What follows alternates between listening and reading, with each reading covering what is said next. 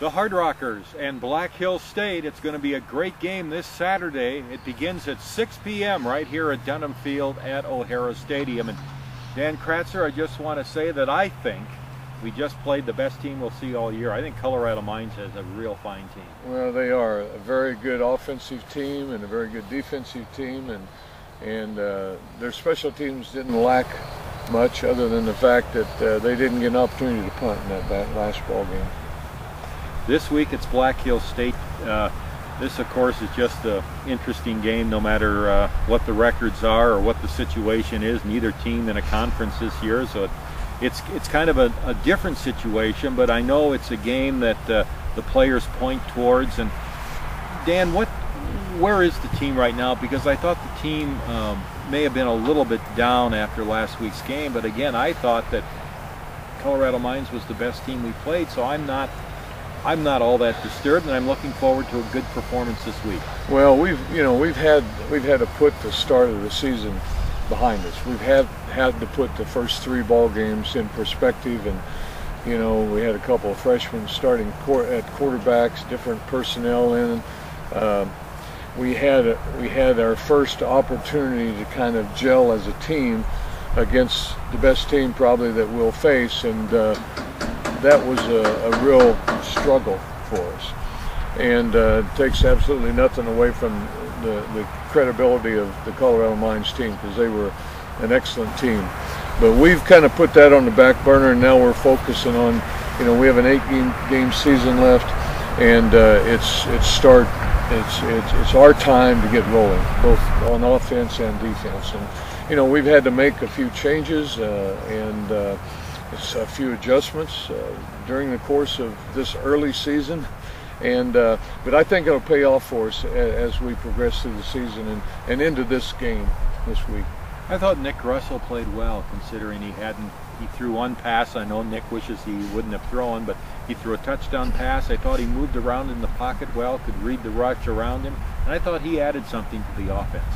Well, he did, and again, it wasn't a great performance, but it was a good start for a senior and getting into the game and getting into the flow of things. But we have to, and Nick has to, as everybody has talked about this year, we can't accept good. If you accept good, then you'll never be great, or if you accept good, you'll never be the best. And we're striving to be much better than good. So we're looking forward to a better performance from everybody this week, including Nick. There's an old football axiom that was used for years where you use the run to set up the pass.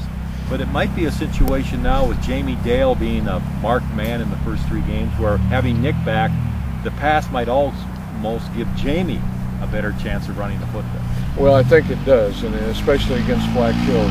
They've in the past, again last year, we were able to beat them without Jamie, and Jamie's aware of that. He wants to get in this ball game very bad, and so we hope that he's an integral part of both the passing and the running game this week. We've touched upon it too, and I just want to point out, if you look at the schools that are going to D2 in this region, the University of Sioux Falls, Minot State, Black Hills, and us, we're all looking for our first win. None of those schools have won, and this is another process that the school is going through to build a D2 program, because you've built it up to the point we were very competitive in the NAIA, Dan, and now it's almost like, well, here's step 2, now we have to take it up again. And that's the most difficult thing, is to keep everybody's mindset in the proper frame of mind, because you don't want to feel like you're starting over again.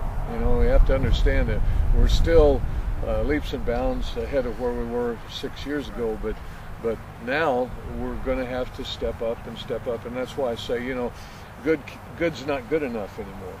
Now we have to be better, and have to want to try to be the best, and it's going to be a challenge, throughout the course of this year and the future. But I don't know a coach that's not ready to accept a challenge, and our coaches are that way.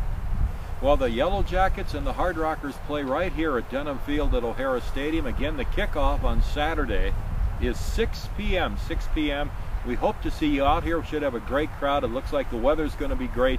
And we'll also have the broadcast at 5:40 here on the Hills 97.5 and KKLS AM 920.